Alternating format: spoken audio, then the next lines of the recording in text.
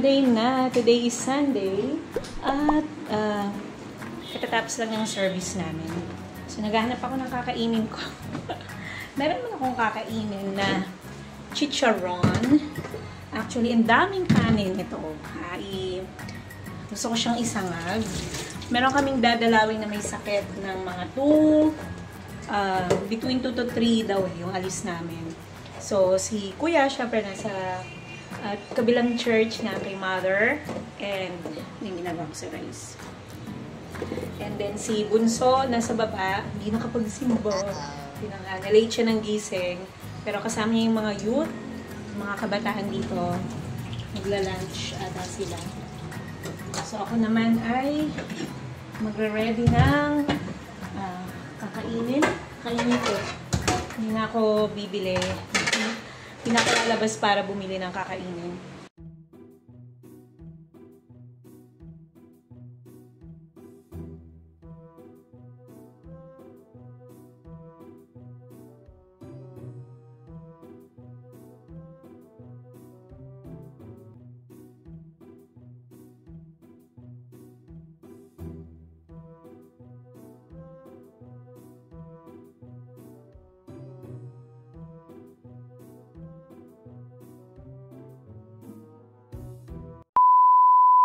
$1.47. Katatapos ko lang kumain, guys. At nagulam ako ng chicharon.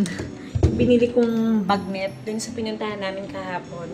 Yun ang kinain ko. So ngayon ako ay maghuhugas muna ng mga kalat dito. Kasi si Bunso nagluto ka gabi. Wala ako eh. Nagluto siya ng noodles.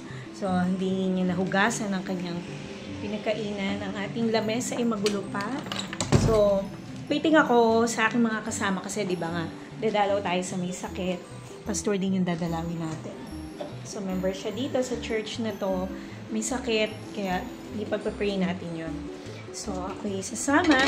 And then, meron pa tayong service. Meron pa tayong Vesper. Vesper tuloy. Vesper mamayang gabi. Kaya maghugas muna ako ng plato.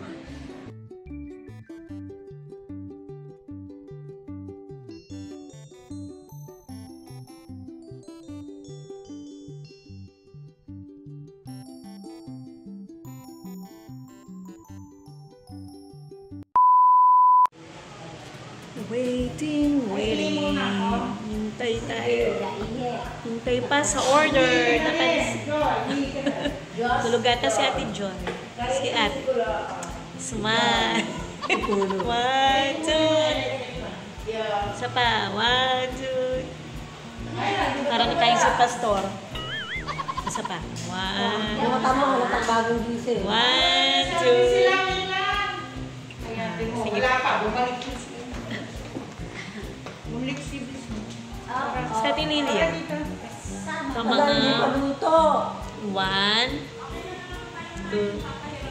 Sa pa, last 1. 1, 2. Ano nangyari? Ayan, patay na ako. Joy! Si Ate Joy. Electric pa. Magsi-CR. Ayan na, ready na. Okay. Ito ilaw natin. Patayin ko yung ilaw. May pruweba tayo. Patayin natin. Ay. Yun. Patay na ba? Patay na. Labas na tayo, labas na. Patay na siya. Patay na. Smile ah. Ay. Pasok niyo lang ang mga mukha sa tawa. Sige po. Sa tawa. Ang irit naman. Easy thinking. May AWID. Dinis talaga yung panset. Oh, magpa-picture lang. Dinis ang irit. Buti nga, hindi Ganyan. Tatay bibili ng patisan. Ayan nga. Nagalaw sa may sakit. Dito naman. Dito naman. Later.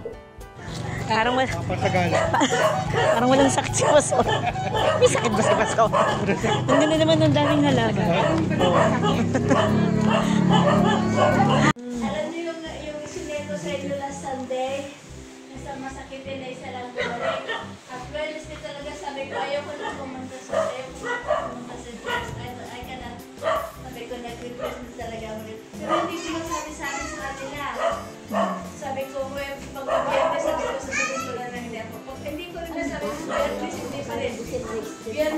Bumangon ako, nagtawag itong si Madam Miss Min. Tumawag, nandiyan ako nagtawag.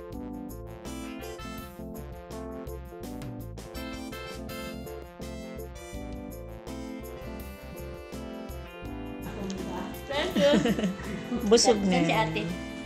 Ate! Ate! Tawagan si ate. Ate! I-open mo nga ito isang palmahal din.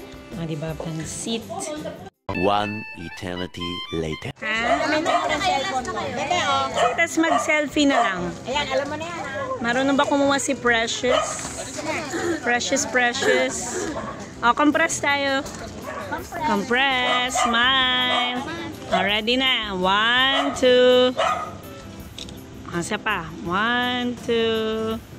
Ayan. Time to go home. Time to go home.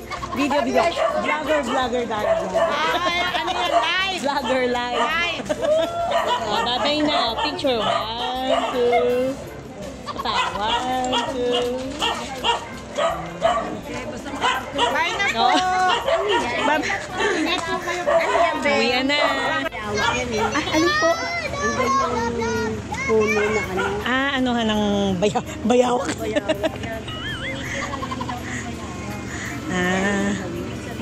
Uwi na. May mga bitbit. Sige. Kuna ko si At. Bawal na kay Pastora ang kape. Ano po ito? Ano yan? Sangalang pagpapala. Ano sabi nga? Ano? Pag nagbulaklak. Sangalang pagpapala. Ang ganda nito. Pag maganda po ata yun eh. Pwede mo siyang gawing Christmas. Lagyan mo siya ng ilaw. Bumili kasi ako ng ganyan, Te Eda, namatay. Ay, hindi ka marunong Sabi nga kay Ate Edith, pumapatay ako ng mga halaman. Lalo ako. Awa naman ng Diyos, lahat ng tinanim ko. Hindi ko nakitang namulak. Pati mga nahingi ko. A few moments later. Philippians 2:3. Don't be selfish. Don't try to impress others. Be humble, thinking of others as better than yourselves. Many people, even Christians, live only to make a good impression on others or to please themselves.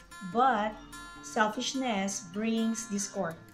When we work together, caring for the problems of others as if they were our problems, we demonstrate Christ's example of putting others first, and we experience unity.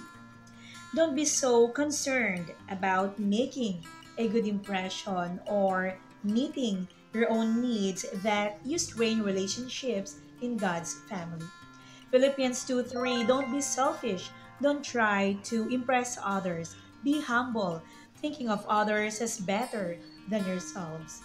Thank you guys for your time. Thank you for watching TSM, The Simple Mom. See you again tomorrow for another day of vlogging. Good night.